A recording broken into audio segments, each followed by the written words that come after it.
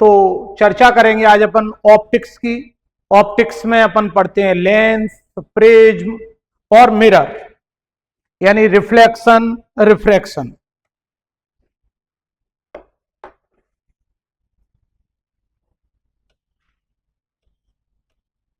तो ऑप्टिक्स को दो पार्ट में डिवाइड करेंगे अपन, वेव ऑप्टिक्स, तरंग प्रकाश की।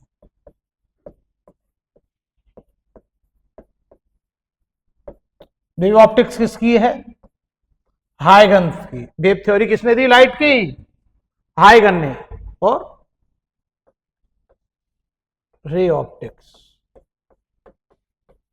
किरण प्रकाश की।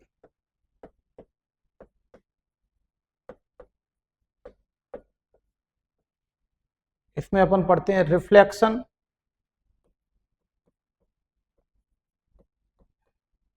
परावर्तन। आपको पता है लाइट की रे का रिफ्लेक्शन भी होता है, और रिफ्लेक्शन अपन किससे पढ़ेंगे? मिरर से। क्या साउंड का भी रिफ्लेक्शन होता है? बताइए। साउंड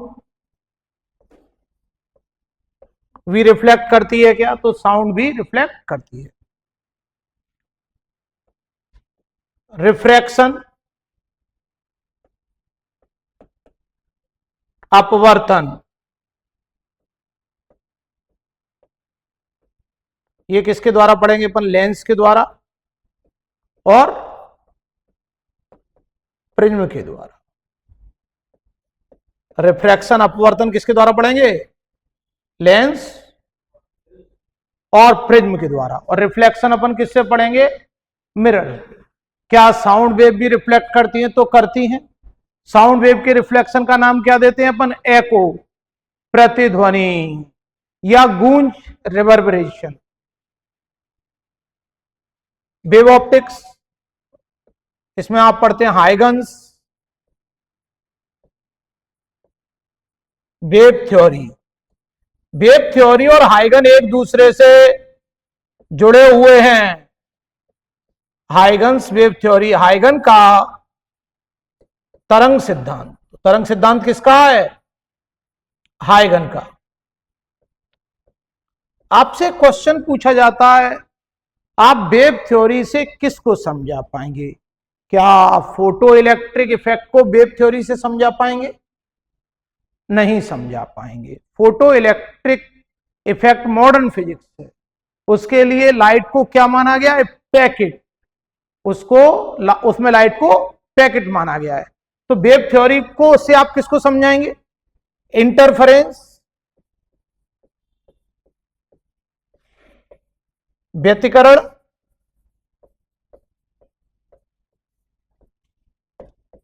डिफ्रैक्शन,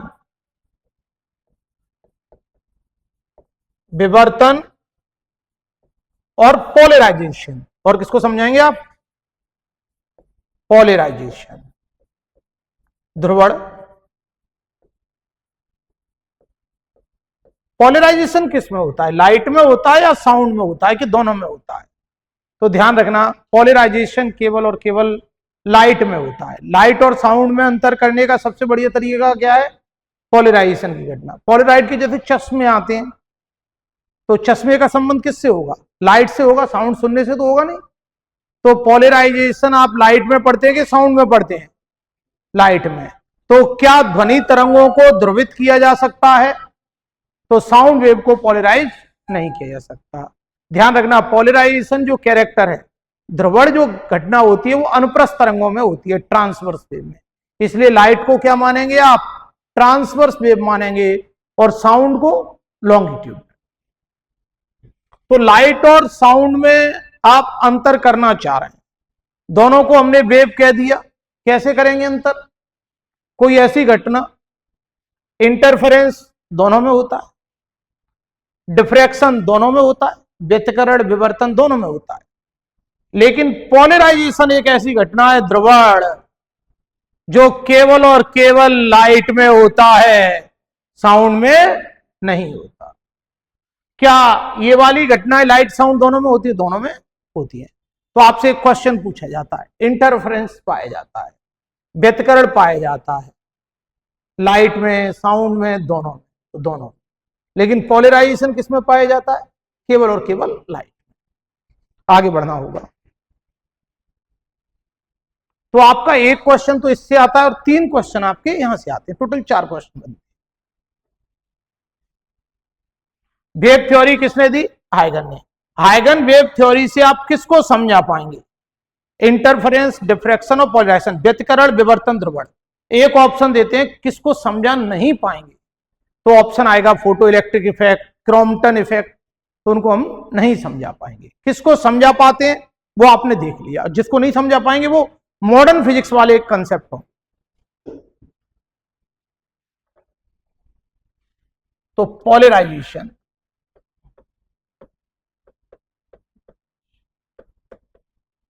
ध्रुवण किसमें होता है? लाइट वेव, प्रकाश तरंग।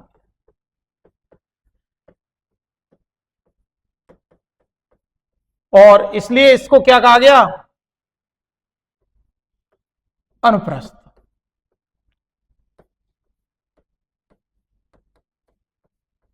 लाइट टी पर खत्म होता है तो आप टी से ही शुरू हो जाएंगे, ट्रांसवर्स।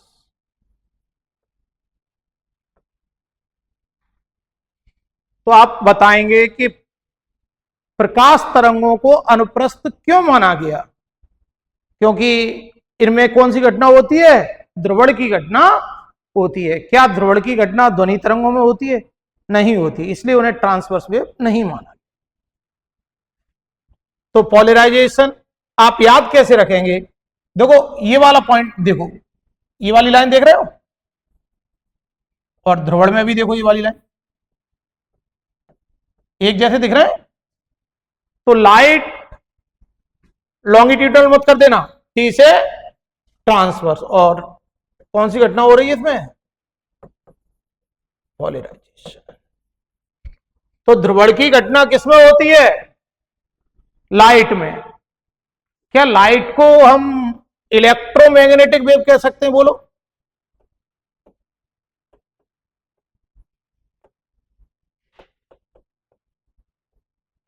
क्या प्रकाश को हम विद्युत चुम्बकीय तरंगे कह सकते हैं? कह सकते हैं।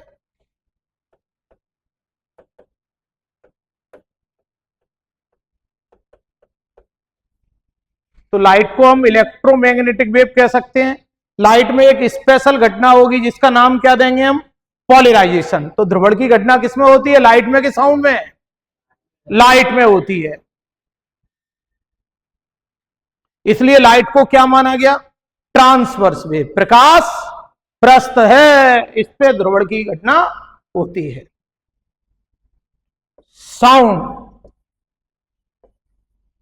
साउंड के साथ एक शब्द याद रखेंगे, साउंड स्लो। साउंड स्लो, और स्लो के साथ एक शब्द छुपा हुआ है, स्लो के साथ एक शब्द छुपा हुआ है,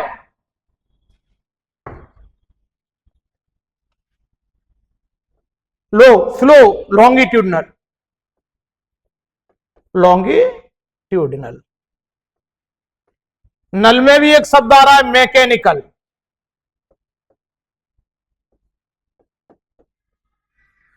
मैकेनिकल मतलब क्या है? मैकेनिकल का मतलब क्या है? यांत्रिक तरंगें। मैकेनिकल का मतलब क्या है? मैकेनिकल का मतलब क्या है? यांत्रिक तरंगें। Mechanical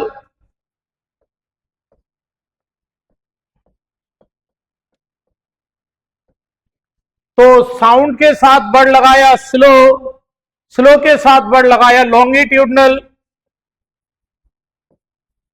ji for gas. तो साउंड को जनरली किस में चलना है? गैस में। जनरली किस में चलना है इसको? गैस में, वायु में। हमारी साउंड आप तक पहुंच रही है, रास्ते में कौन है? गैस। और किस फॉर्म में जाएगी ये? लॉन्गिट्यूडनल वेव में। मैकेनिकल का मतलब क्या है? Mechanical medium required. तो लाइट के लिए मीडियम की जरूरत है कि साउंड के लिए, कि दोनों के लिए? तो आपको पता है साउंड के लिए मीडियम की जरूरत है। अगर मून पर विस्फोट होता है तो आप सुन पाएंगे?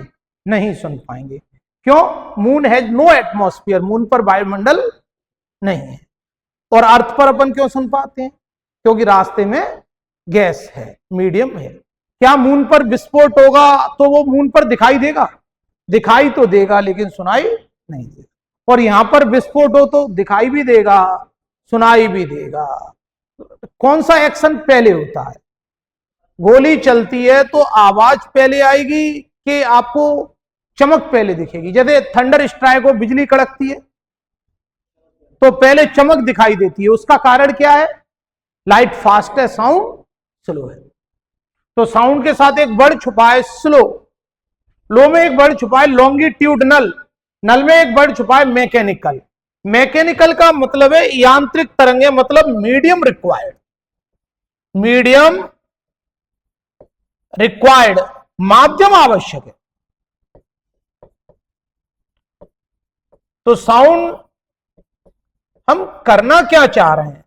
हम साउंड और लाइट में एक छोटा सा डिफरेंस आपको बताना चाह रहे हैं। बहुत सारी चीजें दोनों में कॉमन है, जैसे डॉपलर इफेक्ट, डॉ शब्द आ रहा है, दोनों लाइट में पाया जाता है कि साउंड में पाया जाता है? डॉपलर इफेक्ट दोनों में पाया जाता है। इंटरफेरेंस, व्यतिकरण दोनों में पाया जाता है। रिफ्लेक्शन दोनों में पाया जाता है। रिफ्रैक्शन दोनों में पाया जाता है। डिफ्रैक्शन, विवर्तन, अपवर्तन, परावर्तन, व्यतिकरण, विवर्तन दोनों में पाया जाता है। लेकिन पोलराइजेशन, ध्रुवण केवल लाइट में पाया जाता है। तो एक तो आप डिफरेंस कैसे करेंगे? पोलराइजेशन शब्द याद रखिए। दूसरा शब्द स्पीड का याद रखिए, साउंड स्लो है और लाइट फास्ट है। तीसरा मीडियम याद रखिए, मीडियम की जरूरत किसको है? लाइट को कि साउंड को? साउंड को मीडियम की जरूरत है, लाइट को मीडियम की जरूरत। तो तीन बेसिक डिफरेंस सीख गए। पहला डिफरेंस, कौन फास्ट है? लाइट फास्ट है। दूसरा, किसको मीडियम की जरूरत है? साउंड को मीडियम की जरूरत है, माध्यम की जरूरत है। मीडियम क्या होना चाहिए? गैस होना चाहिए कि सॉलिड होना चाहिए, लिक्विड, कोई भी हो लेकिन मीडियम हो। जनरली साउंड किसमें चलती है? गैस में चलती है, वायु में चलती है। हमारे और तुम्हारे बीच में रास्ते में कौन है? एयर है। तो मून पर विस्फोट होता है, वो सुनाई नहीं देता क्योंकि मून हैज नो एटमॉस्फेयर। लेकिन जो इंपॉर्टेंट डिफरेंस आपसे एग्जाम में पूछा जाता है, ये तो सब जानते हैं, लाइट फास्ट चलती है, साउंड स्लो चलती है, कौन कौन सी घटनाएं लाइट में और साउंड में होती हैं। इंपॉर्टेंट पूछा जाता है पोलराइजेशन किस में होता है? ध्रुवण तो लाइट में होता है, और इसलिए लाइट को अलग कर दिया गया और लाइट को क्या माना गया? ट्रांसवर्स वेव, क्योंकि पोलराइजेशन तो केवल ट्रांसवर्स वेव में होता है। क्या ध्रुवण की घटना अनुदैर्ध्य तरंगों में होती है? नहीं। तो पोलराइजेशन किसके लिए रिजर्व है? ट्रांसवर्स वेव के लिए, यानी लाइट के लिए। तो ऐसी कौन सी घटना है जिसने लाइट को साउंड से अलग कर दिया? पोलराइजेशन, ध्रुवण। व्यतिकरण, विवर्तन तो सब में हो रहा है, डॉपलर इफेक्ट दोनों में हो रहा है, रिफ्लेक्शन, रिफ्रैक्शन दोनों में हो रहा है। लेकिन पोलराइजेशन, ये पूछा जाता है इसलिए इस पे ज्यादा जोर दे रहे हैं। पोलराइजेशन किस में होता है? लाइट में होता है, इसलिए लाइट को क्या माना गया? ट्रांसवर्स। ट्रांसवर्स को आप ध्यान से देखेंगे, इसमें टी दिख रहा है, टी का मतलब परपेंडिकुलर। तो ये कैसे? तरंग संचरण के लंबवत, perpendicular to the direction of wave propagation. कण कैसे चलते हैं? तरंग संचरण की दिशा के लंबवत। अब देखिए,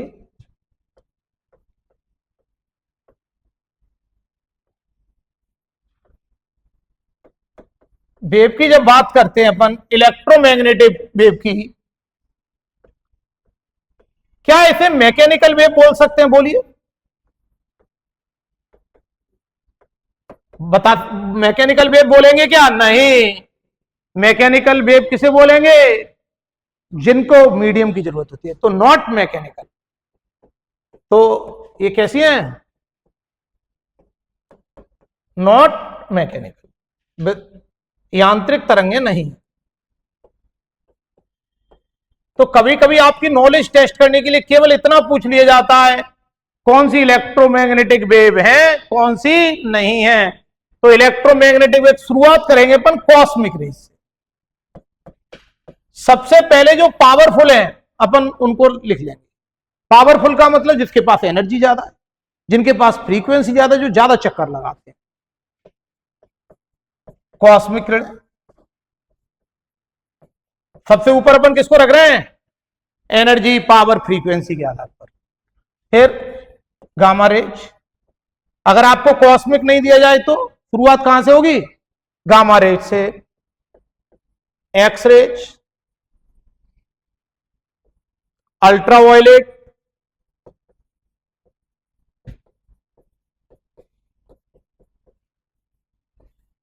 विजुअल,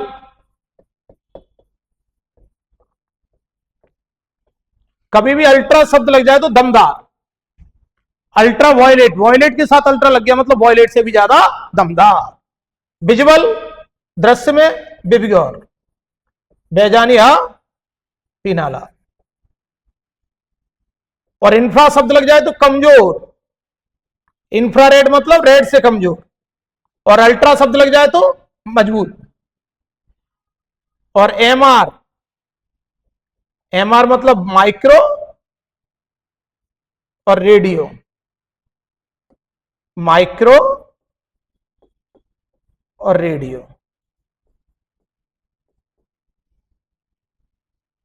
तो अपन कुछ बातें आपसे पूछी जाती हैं, अपन एरो बनाएंगे।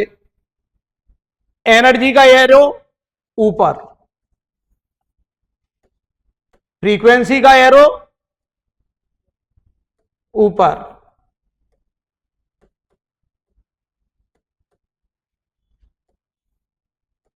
अपवर्तनांक का एरो ऊपर,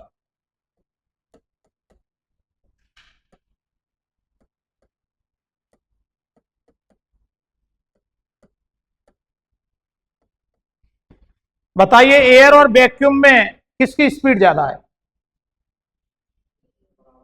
सबकी स्पीड इन एयर और वैक्यूम कितनी है, स्पीड सबकी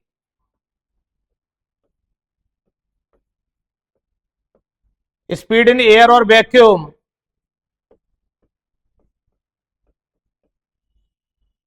वायु या निर्वात में प्रकाश की चाल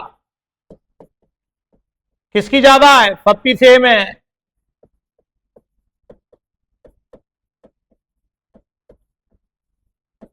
सबके साथ क्या शब्द लगाएंगे हम, सी, और सी बराबर हम लिख देंगे यहां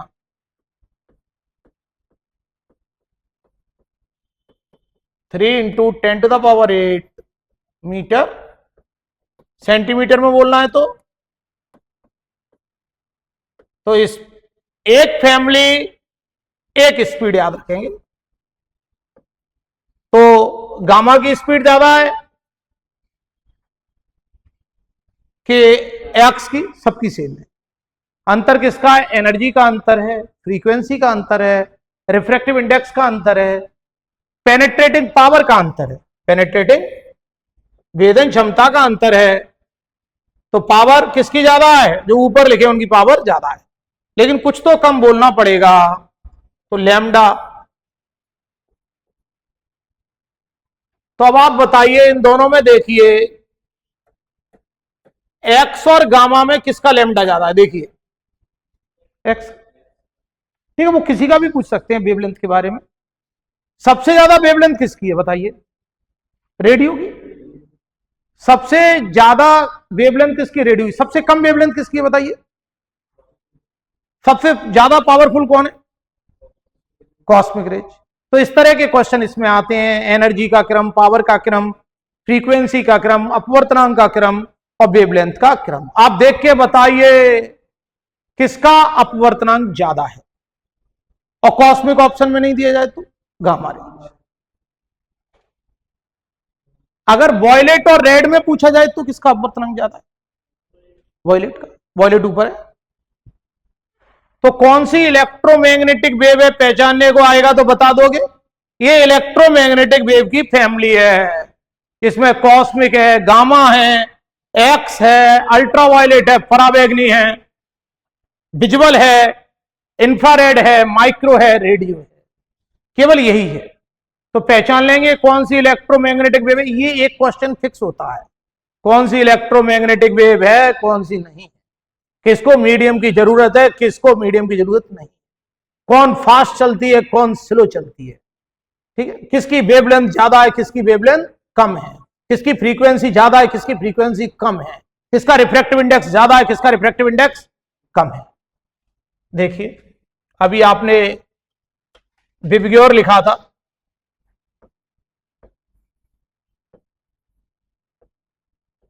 अगर इनमें ही तुलना की जाए तो लैम्डा किसका ज्यादा होगा,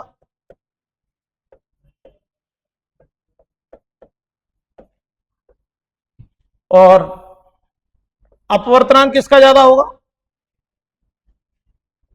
म्यू ऐसे लिख दें, और डेविएशन तो याद रखेंगे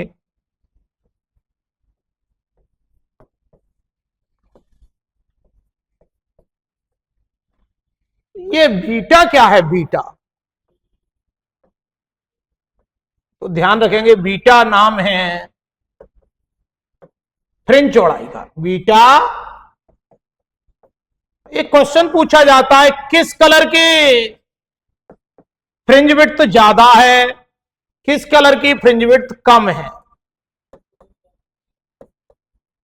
एक मॉडर्न फिजिक्स में आप ये भी फॉर्मूला पढ़ते हैं, ई बराबर एच न्यू, ई बराबर एच सी अपॉन लैम्डा। तो निश्चित है जो ज्यादा चक्कर लगाएगा उसके पास एनर्जी पावर ज्यादा है, और जिसकी वेवलेंथ ज्यादा है उसकी एनर्जी कम है।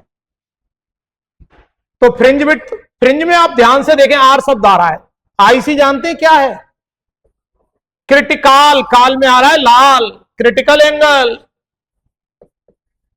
क्रांतिक कोण किसका ज्यादा है,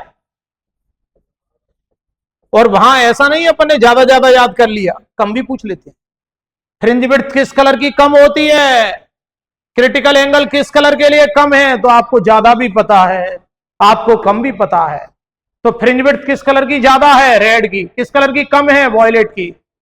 कलरों में बात कर रहे हैं, क्रिटिकल काल में आ रहा है लाल, और लैम्डा, लैम्डा के बारे में पूछे कलर में,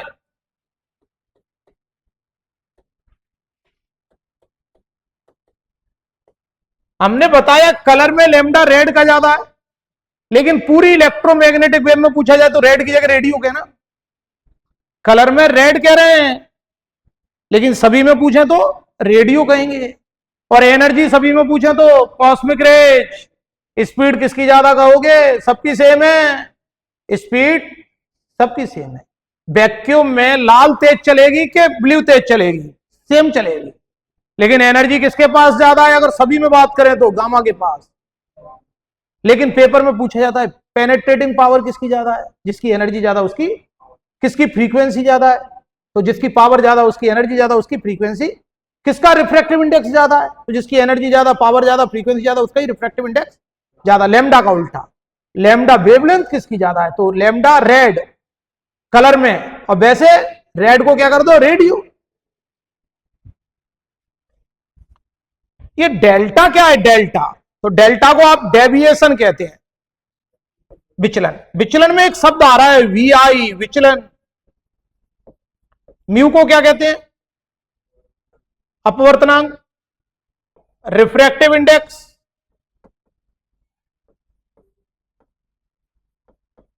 तो अपवर्तनांक में वह आ रहा है, वह मतलब वेग नहीं, और रिफ्रैक्टिव इंडेक्स को म्यू से लिखते हैं। म्यू को आप ध्यान से देखो यू नजर आएगा, और यू किसके नजदीक है, वी के, तो रिफ्रैक्टिव इंडेक्स। तो ये बेसिक क्वेश्चन होता है जो पूछा ही जाता है, किसकी वेवलेंथ ज्यादा है, किसकी वेवलेंथ कम है, किसकी फ्रीक्वेंसी ज्यादा है, किसकी फ्रीक्वेंसी कम है, किसका अपवर्तनांक ज्यादा है, किसका अपवर्तनांक कम है, क्रिटिकल एंगल का वैल्यू किसके लिए अधिकतम होता है, फ्रिंज विड्थ का वैल्यू किसके लिए अधिकतम होता है, कौन सा इलेक्ट्रोमैग्नेटिक वेव है, कौन सा इलेक्ट्रोमैग्नेटिक वेव नहीं है, किसको मीडियम की रिक्वायरमेंट है, किसको मीडियम की जरूरत नहीं है, कौन स्लो है, कौन फास्ट है। तो ये बेसिक क्वेश्चन है, और बेसिक क्वेश्चन एक वो जरूर पूछते हैं। तो बेसिक क्वेश्चन समझ में आ गया सबको लाइट का, ठीक। अब बात करेंगे अपन मिरर की, दर्पण, और इससे अपन क्या पढ़ते हैं, रिफ्लेक्शन ऑफ लाइट। प्रकाश का परावर्तन, परावर्तन तो सब समझते ही हैं, रे का लौटना। इसमें आप मिरर में कौन कौन से मिरर पढ़ेंगे? प्लेन मिरर, समतल दर्पण जिसका अपन चेहरा देखने के लिए यूज करते हैं, और स्फेरिकल मिरर, स्फेरिकल मिरर, गोलीय दर्पण,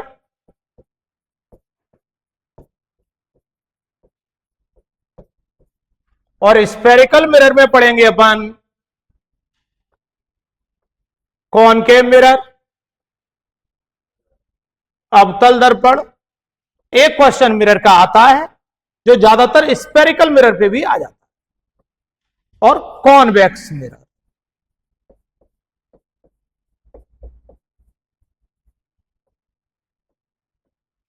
उत्तल दर्पण बनाइए।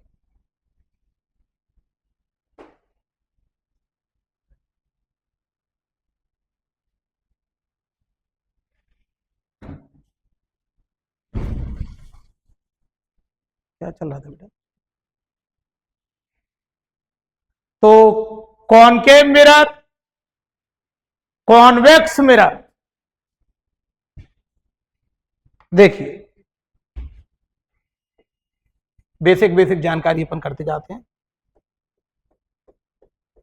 ये क्या कर रहे हैं भाई? अपन पॉलिश कर रहे हैं। और मिरर अपन किसका बनाएंगे? गिलास का। कारण गिलास सरफेस की एक खास बात होती है, वो पहले से स्मूथ होती है, चिकनी होती है, तो अपन को स्मूथ करने में, उसको चिकना करने में पैसा खर्च नहीं करना।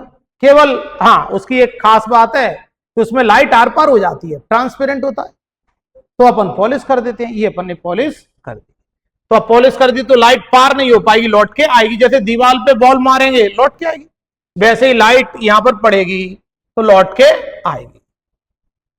एक लाइन बनाई, इसका नाम क्या है? इसको कहते हैं प्रिंसिपल एक्सेज, मुख्य अक्ष। तो मुख्य अक्ष समझ गए। ये एक यहां पर अपन ने पॉइंट बनाया, इस पॉइंट का नाम क्या है? इस पॉइंट का नाम पी। पी क्या है? पी का नाम देंगे पोल, ध्रुव। मिड पॉइंट ले लिया रिफ्लेक्टिंग सरफेस का। अब एक हमने रेज बनाई, ये जिस पॉइंट से होकर गई उस पॉइंट का नाम क्या है? जिस पॉइंट से होकर ये रे गई उसका नाम क्या है? उसका नाम है फोकस। इस मिरर का नाम क्या है, बता पाएंगे आप?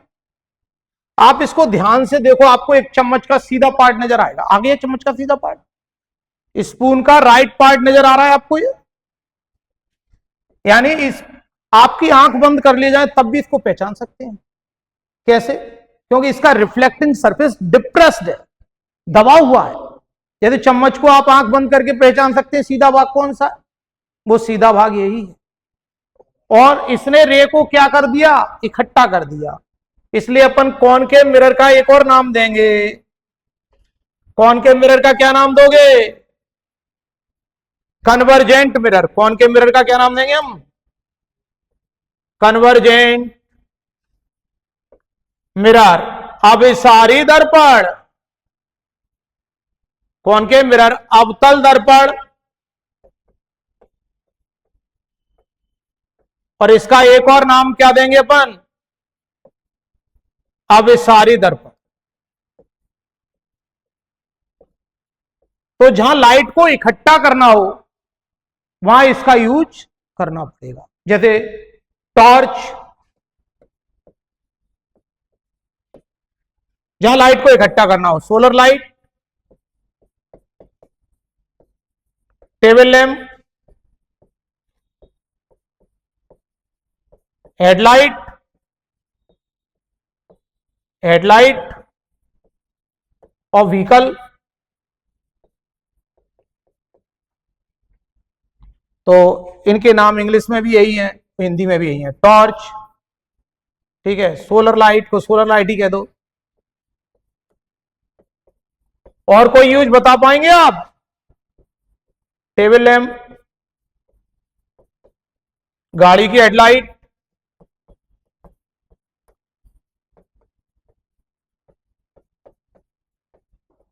बोल पाओगे?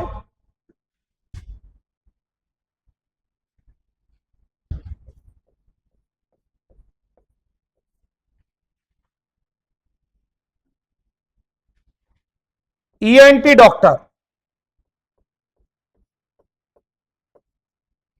ईयर, नोज, थ्रोट, आंख, नाक, कान, गले के डॉक्टर।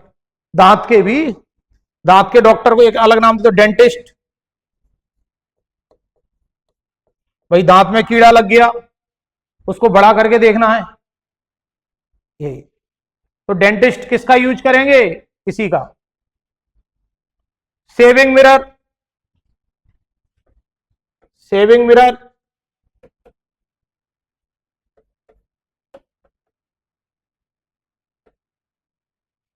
सेविंग मतलब दाढ़ी हजामत।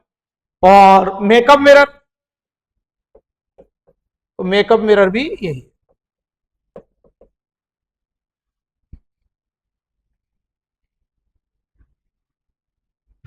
और आगे आप देखेंगे कॉनकेव मिरर कन्वर्जेंट है, लेकिन कॉनकेव लेंस डाइवर्जेंट।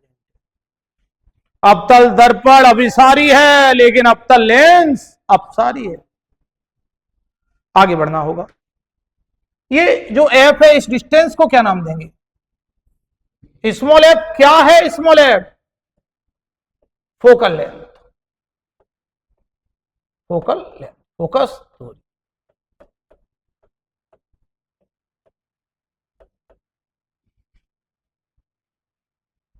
और जितना पी से एफ तक की दूरी है, उतनी एफ से सी तक की दूरी है। बता पाओगे पीसी क्या है? पीसी, पीसी को क्या नाम देंगे?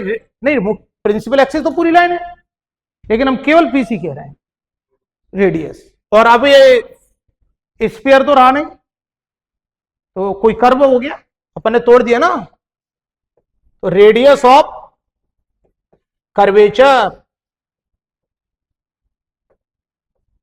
वक्रता त्रिज्या। और आप ध्यान से देखिए, क्या आर और एफ का रिलेशन क्या होना चाहिए आपके अनुसार? देखो एफ आर का आधा है, एफ कितना है? आर का आधा है, या हम कह सकते हैं आर एफ का डबल है। तो आर जो है वो एफ का डबल है। कभी एक छोटा क्वेश्चन कभी वो पूछ लें, केवल नॉलेज टेस्ट करने के लिए, एफ दे दें आर पूछ लें, आर दे दें एफ पूछ लें, तो आपको आना चाहिए। ये किसके लिए है बताइए? कॉनकेव मिरर के लिए कि कॉन्वेक्स मिरर के लिए? दोनों के लिए। तो इसलिए अपन क्या कह देंगे? Spherical mirror. अगर हमने गोलीय दर्पण कह दिया तो उत्तल दर्पण है कि अवतल दर्पण है? दोनों। गोलीय दर्पण के लिए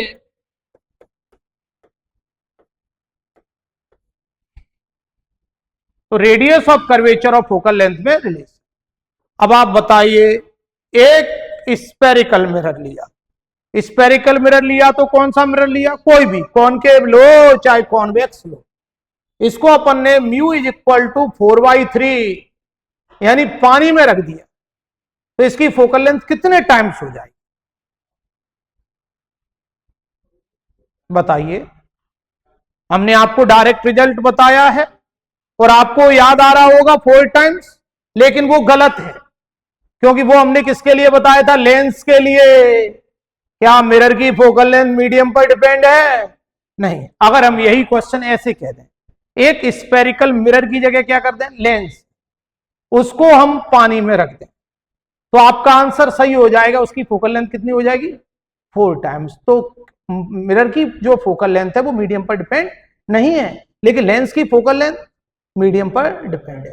तो focal length of spherical lens depends on medium, लेकिन focal length of spherical mirror does not depend on medium. Lens की फोकस दूरी माध्यम पर निर्भर है, लेकिन दर्पण की फोकस दूरी माध्यम पर निर्भर नहीं।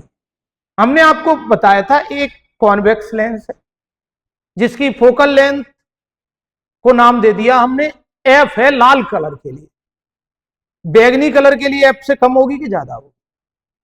तो आपको पता था, हमने बताया फोकाल, काल में आया लाल, लाल रंग की फोकल लेंथ ज्यादा थी।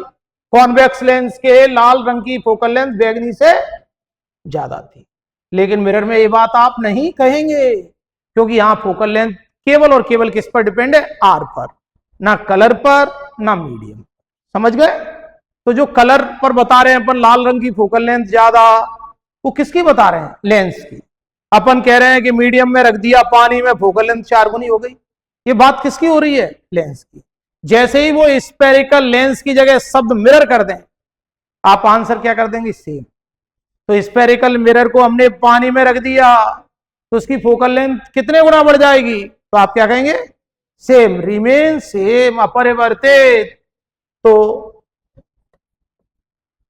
फोकल लेंथ, और अगर हमने स्पेरिकल शब्द यूज किया है तो उसमें दोनों आएंगे, कॉनकेव भी कॉन्वेक्स भी। Spherical mirror does not depend on medium. Medium का मतलब समझ गए? On medium. गोलीय दर्पण की फोकस दूरी, गोलीय दर्पण की फोकस दूरी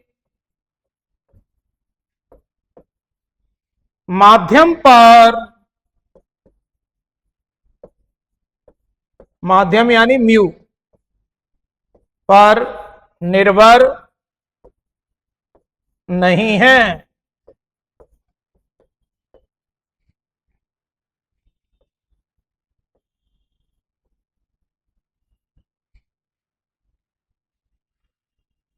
आगे बढ़ना होगा।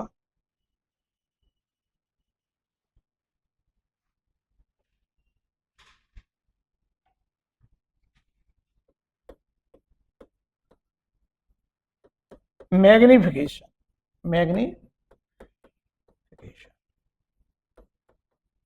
आवर्धन। बेसिक फॉर्मूला इसका अपन कहेंगे I upon O. I size of image और साइज ऑफ ऑब्जेक्ट। प्रतिबिंब का आकार, प्रतिबिंब का आकार बटे वस्तु का आकार।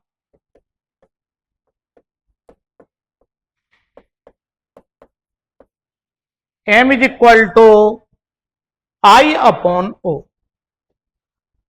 एम इज इक्वल टू, इसको आप ऐसे भी लिख सकते हैं, माइनस भी अपॉन यू।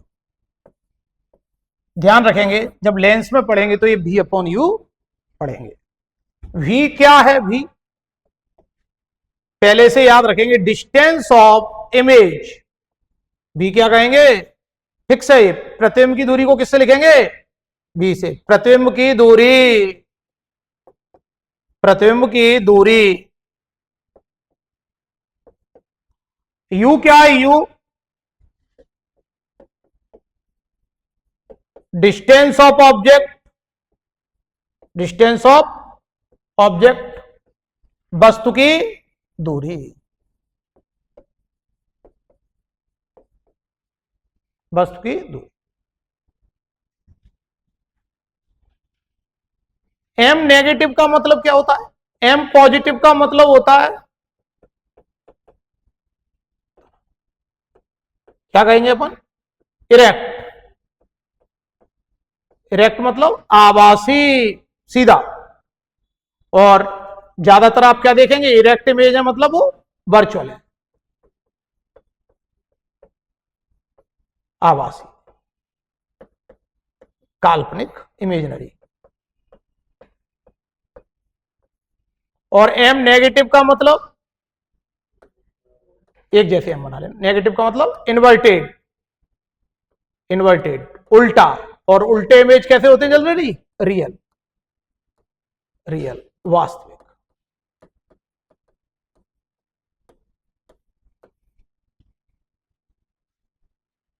माइनस फॉर्मूले में ही है, जब ये फॉर्मूला आप लेंस में पढ़ते हैं तो प्लस कर दो।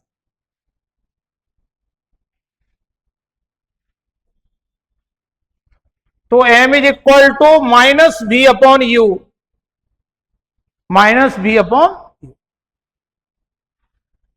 Mirror equation.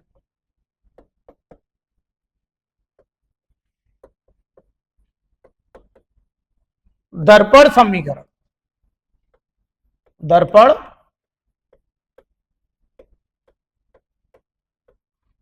Relation between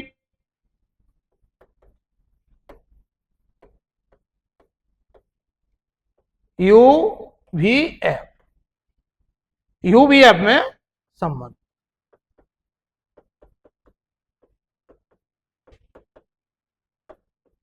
one upon F, one upon V plus one upon U. V और यू में अंतर दर्शाने के लिए थोड़ा भी को अलग तरह से बना दिया करो। क्या पहले यू लिख सकते हैं बताइए? जैसे हमने भी लिखा है पहले, अगर क्या यू लिख सकते हैं? तो ध्यान रखना, मिरर में तो लिख सकते हैं लेकिन लेंस में नहीं लिख सकते। तो अपन आदत डाल लेते हैं पहले से कि हमें पहले भी ही लिखना है। अगर हम दोनों तरफ भी का मल्टीप्लाई कर दें तो भी अपॉन एफ, और यहां से क्या बनेगा? वन, यहां से क्या बनेगा? भी अपॉन यू। और हम क्या जानते हैं? एम बराबर माइनस बी अपॉन यू। तो बी अपॉन यू की जगह माइनस एम रख सकते हैं, बोलो।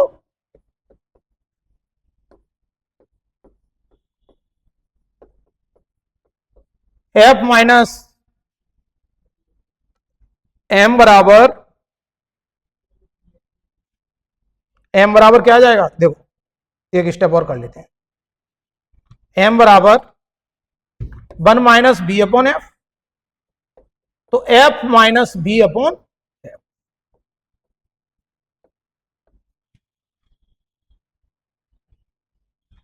यही फॉर्मूला जब लेंस में लिखा जाएगा ना तो प्लस की जगह माइनस।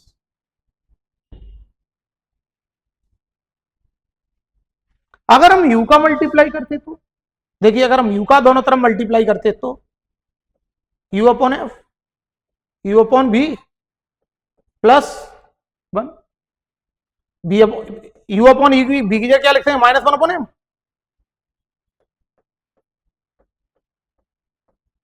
इसको इधर ले जाइए, one upon M, one minus, पलट दीजिए,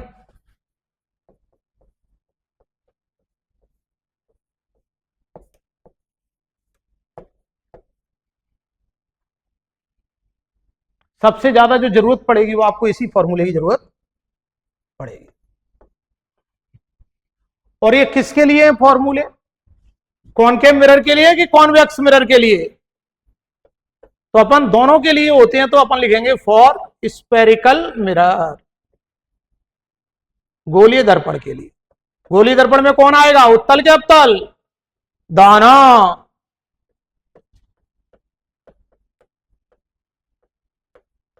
फॉर स्पेरिकल मिरर। आगे बढ़ना होगा। जिन पे डबल टिक किया जा रहा है उनको याद भी रखना है।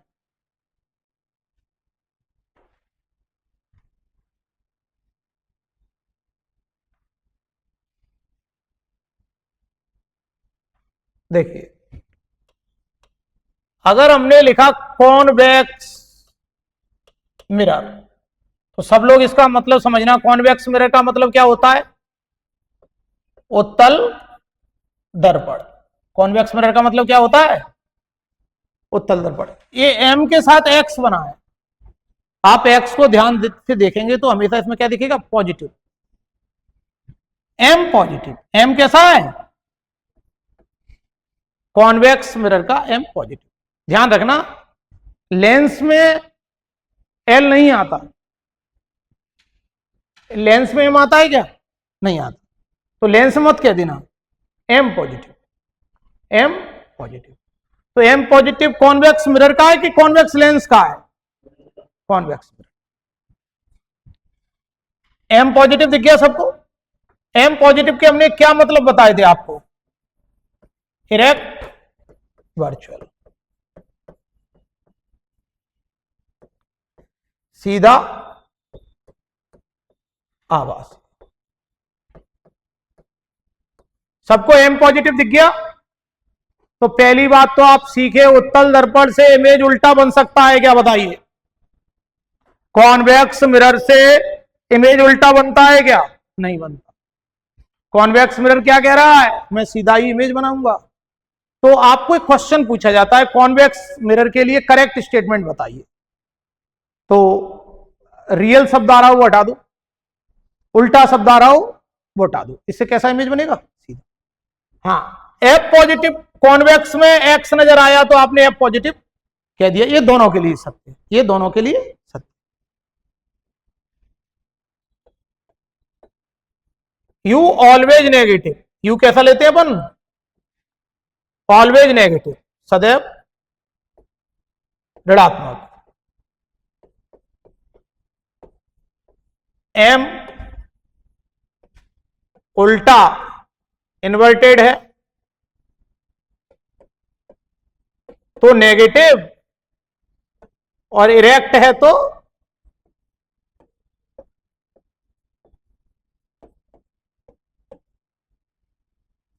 कॉन्वेक्स मिरर का एम नेगेटिव हो सकता है क्या? नहीं हो सकता। तो इसका इमेज उल्टा बन सकता है क्या? नहीं बन सकता।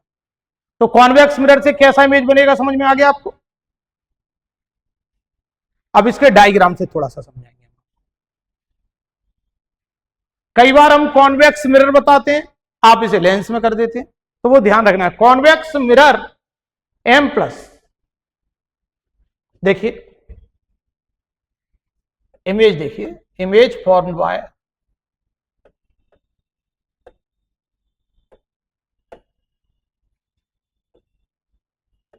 Convex mirror. उत्तल दर्पण द्वारा प्रतिबिंब का बनना, उत्तल दर्पण द्वारा प्रतिबिंब का बनना।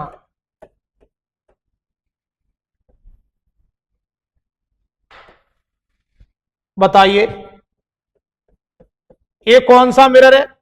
इसका नाम है कॉनकेव मिरर, ठीक है। इसका नाम क्या था? Concave mirror. अब आपने, ये क्या है? इसको क्या नाम देंगे अपन? Convex mirror. दोनों में पहले तो अंतर देखिए।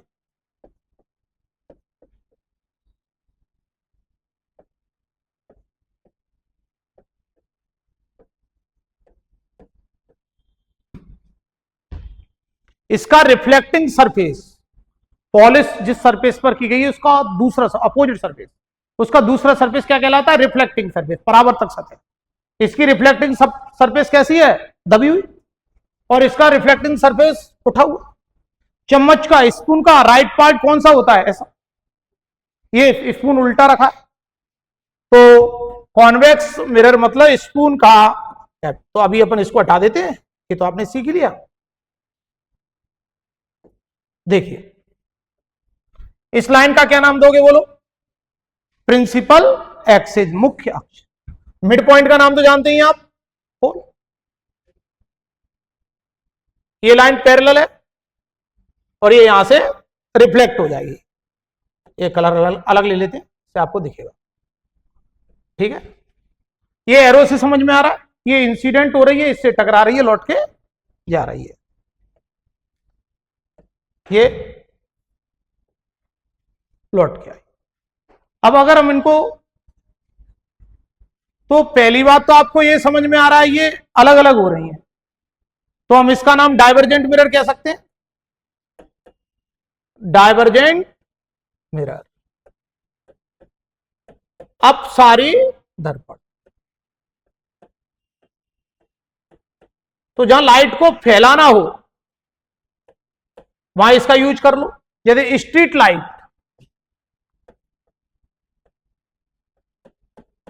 जो गलियों में लाइट लगी रहती है, उसमें एज ए रिफ्लेक्टर यही यूज करें, स्ट्रीट लाइट।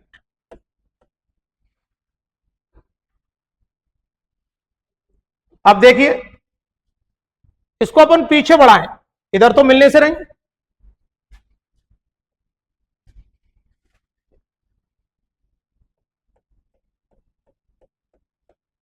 देखिए,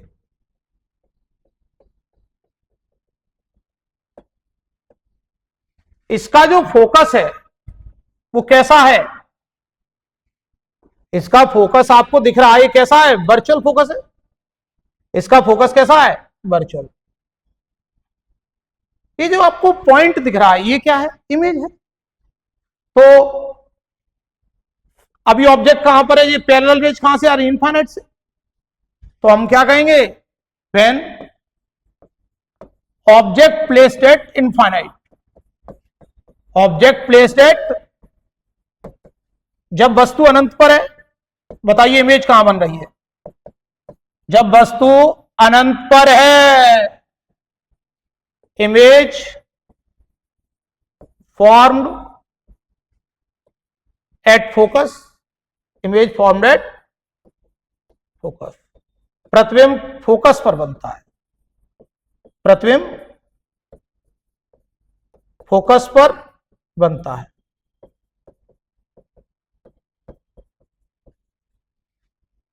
और कैसा है? नेचर क्या है उसका? प्रतिबिंब जो फोकस पर बना उसका नेचर कैसा है? पॉइंट साइज है। पॉइंट साइज का मतलब वेरी स्मॉल, बिंदु आकार। बिंदु आकार मतलब वेरी स्मॉल। और वर्चुअल है,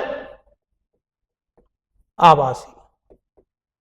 एक बात याद रखना, जिसका फोकस होता है वर्चुअल, वो केवल वर्चुअल इमेज बनाएगा। जिसका focus virtual, focus virtual, only virtual image, only virtual image. जिसका फोकस वर्चुअल, वो केवल वर्चुअल इमेज बनाएगा। जिसका फोकस आभासी, जिसका फोकस आभासी, वो कैसी इमेज बनाएगा? केवल आभासी। आभासी मतलब सीधी। जिसका फोकस आभासी, वो केवल कैसे प्रतिबिंब बनाएगा? आभासी, केवल आभासी प्रतिबिंब। लेकिन जिसका फोकस है रियल, वो रियल इमेज बनाएगा, लेकिन एक केस में वो वर्चुअल भी बनाएगा। तो जिसका फोकस रियल होता है वो दोनों तरह की इमेज बना लेता है, लेकिन जिसका फोकस वर्चुअल है वो केवल और केवल वर्चुअल इमेज ही बनाएगा। लेकिन अपन जो वस्तु तो अनंत पे रखी है, लेकिन अपन रोड पर गाड़ियों को देख रहे हैं, वो तो अनंत पे नहीं है, तो वो प्योर इनफाइनाइट के बीच है। जैसे कोई वस्तु रखी है जनरल स्थिति में कि P, और ये इनफाइनाइट की बात थी, अब वस्तु मान के चलो यहां रखी है, कहीं पर भी रखी है, ये हमने एक वस्तु रख दी, वस्तु का नाम दे दिया ए बी। ये एरो इसलिए दिखा देते हैं आपको समझ में आए, उल्टा सीधा समझ में आए, इसलिए एरो बता देते हैं। और किसी भी वस्तु से कई किरणें निकल रही हैं, लेकिन अपन इमेज बनाने के लिए कितनी रे लेते हैं? 2। और ज्यादा इमेज क्या करती है? इमेज को चमक प्रदान करती है, ब्राइटनेस, इंटेंसिटी बढ़ाती है। देखिए, जो रेज पैरेलल जाएगी, बताइए कहां से आती हुई प्रतीत हो रही होगी? भाई ऐसे रिफ्लेक्टर हुई, यहां तो मिलने वाली नहीं है, यहां पीछे बढ़ाया अपन को, कहां मिली? फोकस पर। जो सी से होकर जाएंगी, जो सी से होकर जाएगी वो उसी से वापस लौटेगी। जितनी दूरी पर पी से एफ होता है, उतनी दूरी पर एफ से, जितनी दूरी पर पी से एफ होता है, जितनी दूरी पर पी से एफ होता है उतनी दूरी पर एफ से सी होता है। सी बनाइए।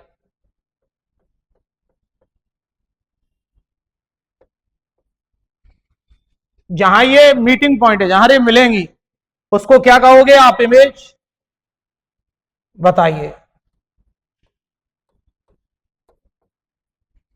इमेज ऑब्जेक्ट से छोटी दिख रही है। ऑब्जेक्ट को कहीं पर भी रखो इधर, इमेज कहां बन रही है? पी और एफ के बीच में। इसको आपने एफ नाम दिया, इसको क्या नाम देंगे अपन? बी। और इसको नाम क्या दोगे? क्यू। ठीक, समझ में आया सबको? अब वस्तु, अपन रोड पे ट्रक चल रहा है तो अपन को कैसा दिखेगा? ये छोटा सीधा दिखेगा, छोटा सीधा।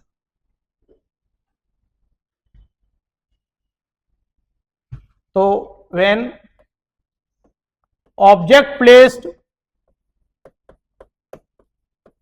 यही स्थिति मिलेगी हमेशा बिटवीन इनफाइनाइट एंड पी। जब वस्तु अनंत व ध्रुव के बीच हो। ध्रुव समझ गए? Pole. Image form between P and F. प्रतिबिंब पी और एफ के बीच बनता है। प्रतिबिंब कैसा बनता है? पी और एफ के बीच बनता है।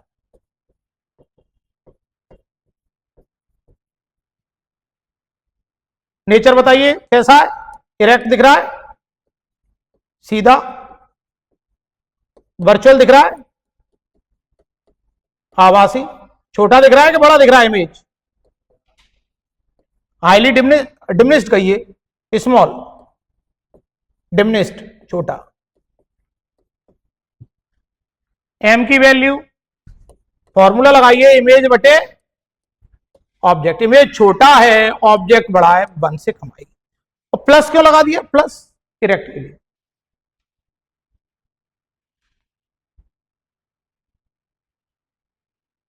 अब आप बताइए, कॉन्वेक्स मिरर में भी इनफाइनाइट कब आएगा? ऑब्जेक्ट को हम कहां रखें कि भी इनफाइनाइट आए? पहले समझ गए आप भी क्या है? प्रतिबिंब की दूरी।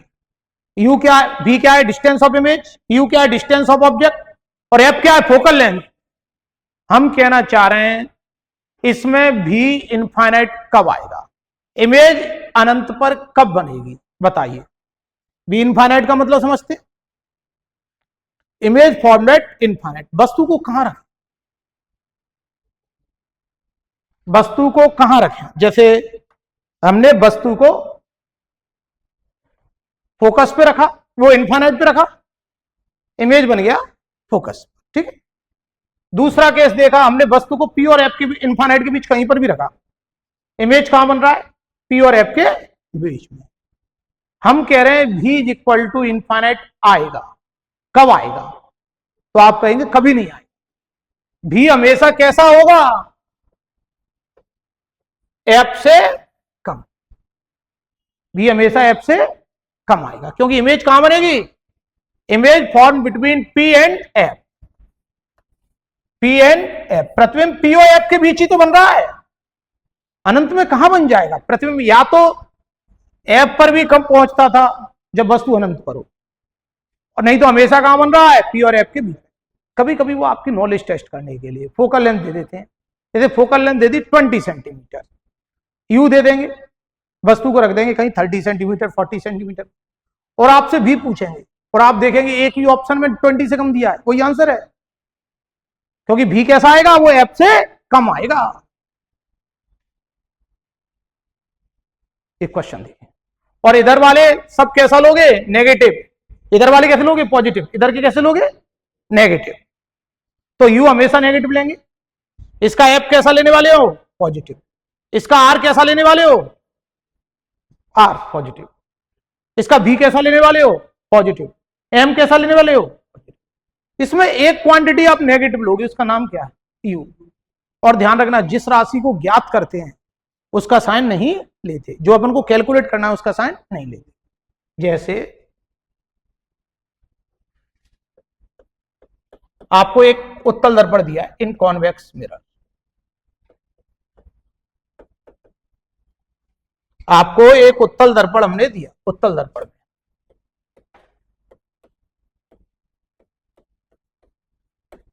ये आपकी नॉलेज टेस्ट करने के लिए आता है। U is equal to 20 centimetre, F is equal to 20 centimetre,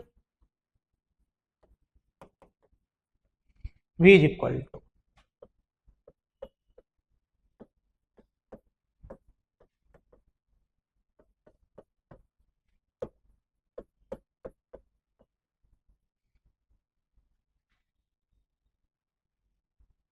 बताइए कौन सा आंसर हो सकता है।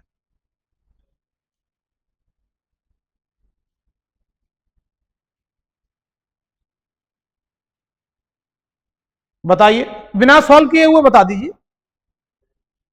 तो भी जो होता है वो एफ से कम होता है, और एफ से कम एक ही दिया है 10 सेंटीमीटर। अगर आपको सॉल्व नहीं, आपको लग रहा है कि नहीं सॉल्व करना ही है, तो पहले डायग्राम से थोड़ा समझ लें। डायग्राम बार बार क्यों बना रहे हैं, जिससे आपको समझ में आए। और एक बात और,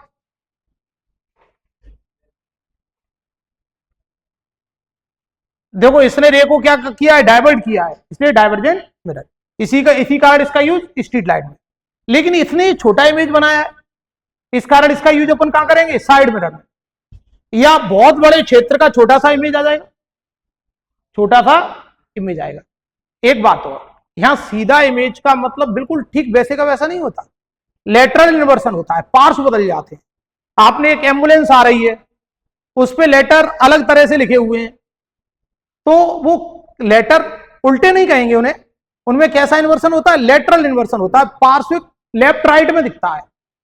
तो इसलिए यहां पर इरेक्ट तो है ही, साथ में लेटरल इन्वर्सन भी देखने को मिलता है। ठीक है, अब देखिए डायग्राम बनाइए। पहले डायग्राम आपकी नॉलेज के लिए, हमेशा नहीं बनाना आपको। यू 20 सेंटीमीटर, देखो ये 20 सेंटीमीटर है, ये मान लिया हमने कोई ऑब्जेक्ट है। ठीक है, डायग्राम से एक बार सीख लेते हैं तो याद रहता है। अब आपको F20 दिया है, F मान लिया, ये मान के चलो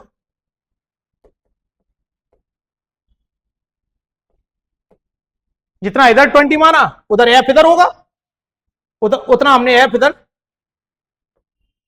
20 मान लिया।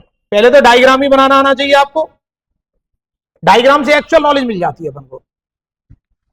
अब आपको इतना नॉलेज है, इमेज कहां बनेगा, इमेज कहां बनता है, P और F के बीच ही बनता है। इमेज कहां बनता है, P और F के बीच। और कैसा बनता है, स्मॉल बनता है। समझ में आया।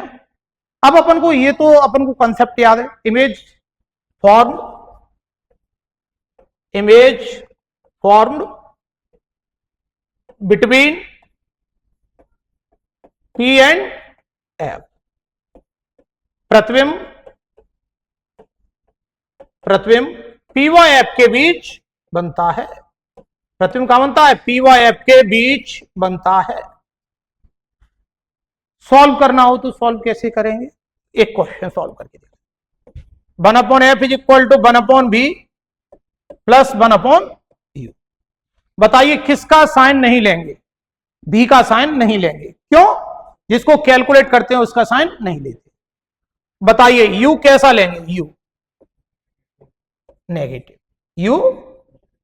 U हमेशा लेफ्ट में लिखते हैं अपन, और U हमेशा कैसा लेंगे अपन, नेगेटिव लेंगे। ठीक है, U ऑलवेज नेगेटिव, लेंस में कि मिरर में, दोनों में। और F कॉन्वेक्स का F कैसा लेंगे, पॉजिटिव, लेंस में कि मिरर में, दोनों में। क्या आपको कॉन्वेक्स में X नजर आ रहा है और X में प्लस नजर आ रहा है, ठीक है। तो अपन इसमें सबको पॉजिटिव मानते हैं, एक नेगेटिव है, उसका नाम क्या है, यू। तो भी आपका कैसा आना चाहिए, पॉजिटिव है नेगेटिव, पॉजिटिव आना चाहिए। केवल एक ही चीज नेगेटिव है, वो क्या है, यू। तो 1/20 प्लस 1/20 2/20 कर दें, क्या V इक्वल टू 10 वोल्ट पाओगे?